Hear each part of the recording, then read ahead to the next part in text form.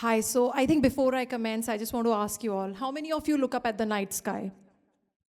Wow, almost all of us. And why do we look and what do we see? Come on, I want to hear from all of you. Why do we stare up? Stars, yeah, absolutely, stars, so nice, beautiful, constant, shining. But then what I want to ask you is that how they're born?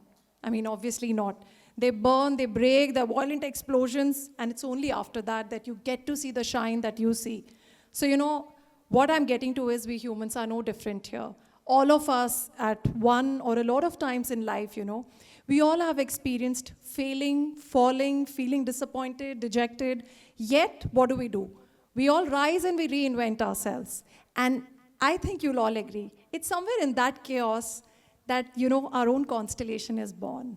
And today I'm going to be sharing what I believe is my constellation code with you. And why am I going to do that?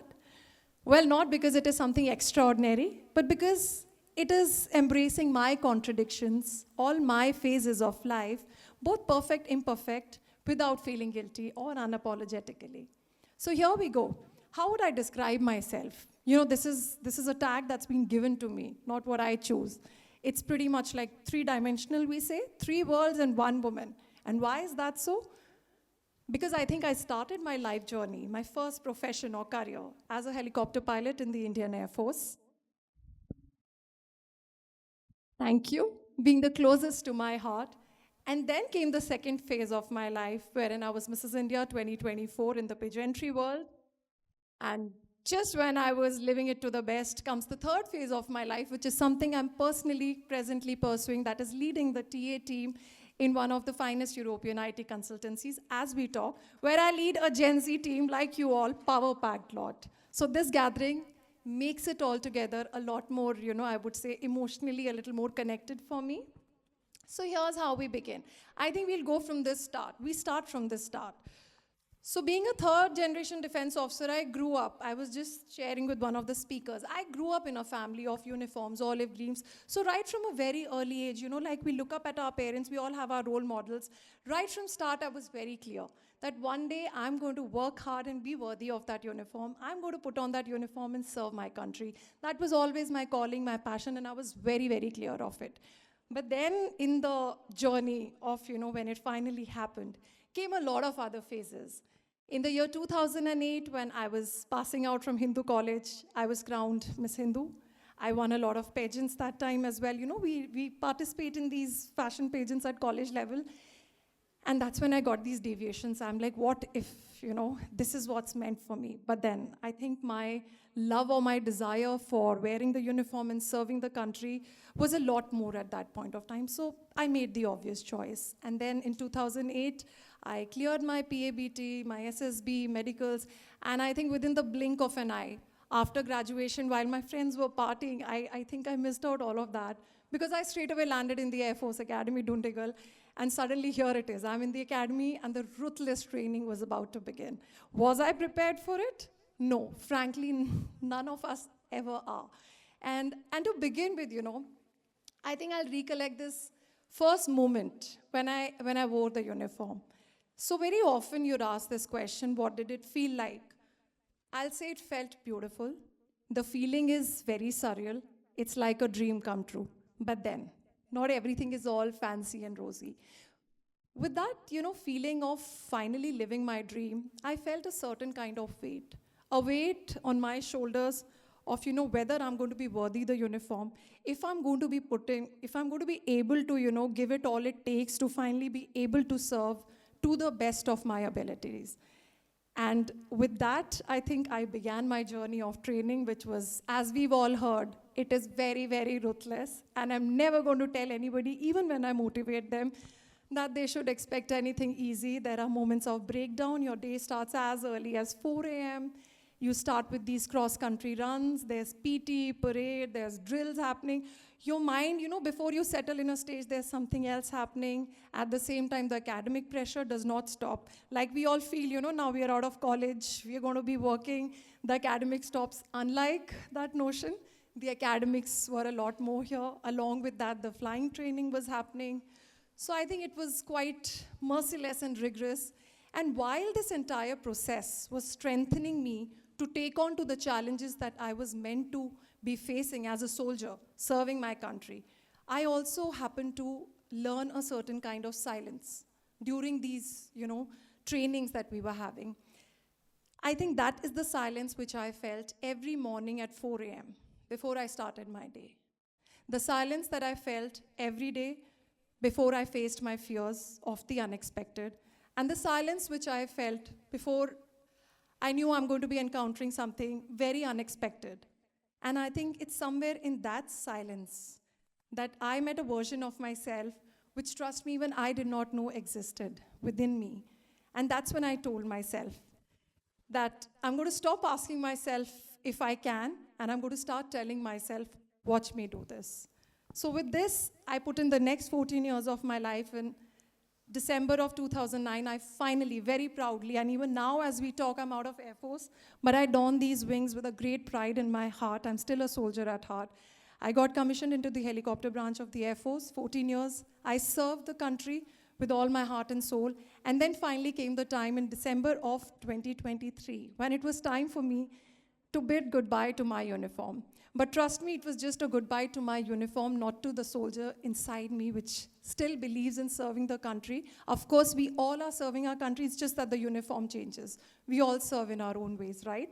And then again, I think after having given those 15 and a half years to the forces, I was back to that stage where I was when I was in college final year.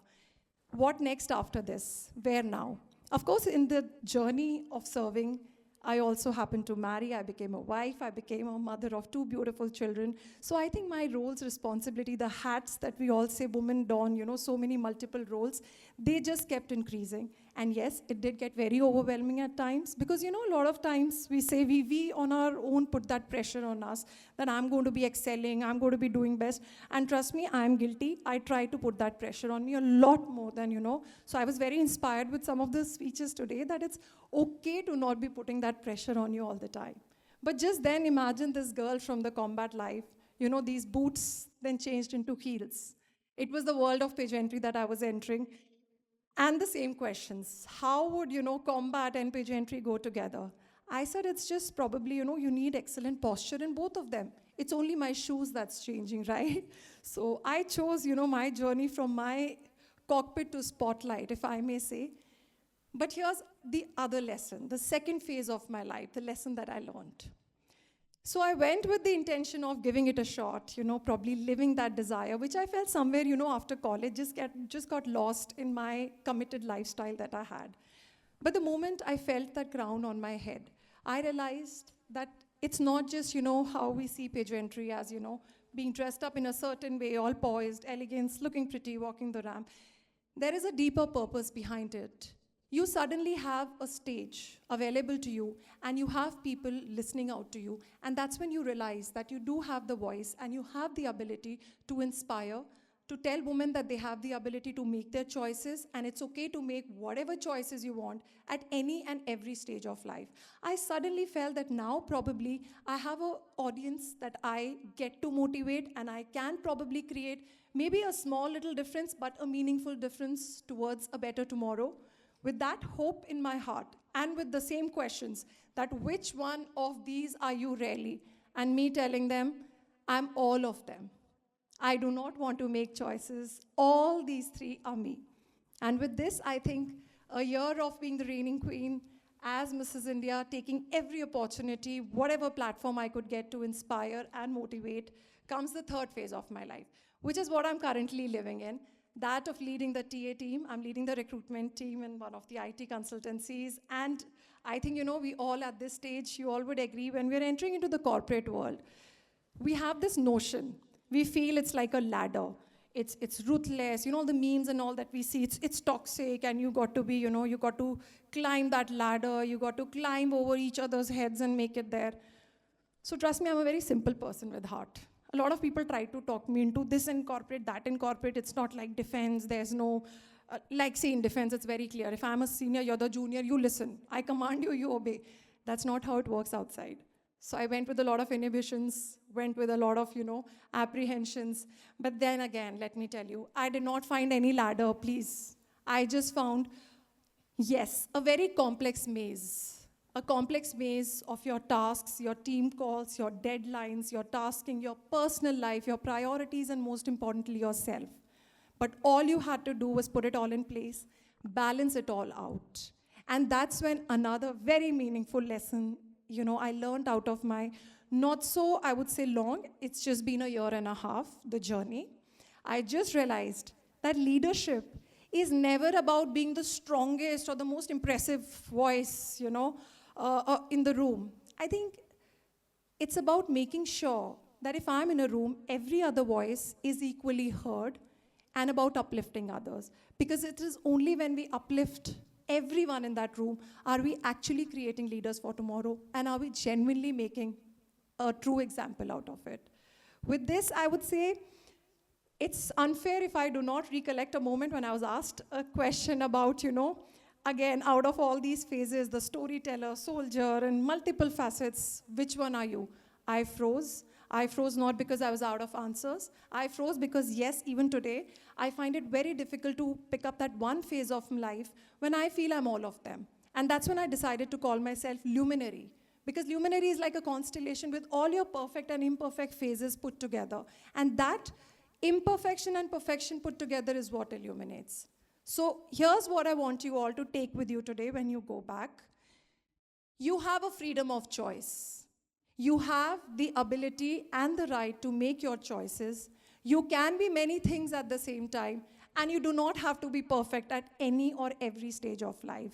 So I'm sure tonight, when we all look up at the night sky, we will not be looking out for the brightest star, but we're going to look for stars which we join and we connect our own pattern, because that's when I truly feel your constellation code is born. And when you find that, you're not just going to shine bright, but you're also going to be a guiding light for everybody else around you. You've been a wonderful gathering. Thank you so much, and Jai Hind.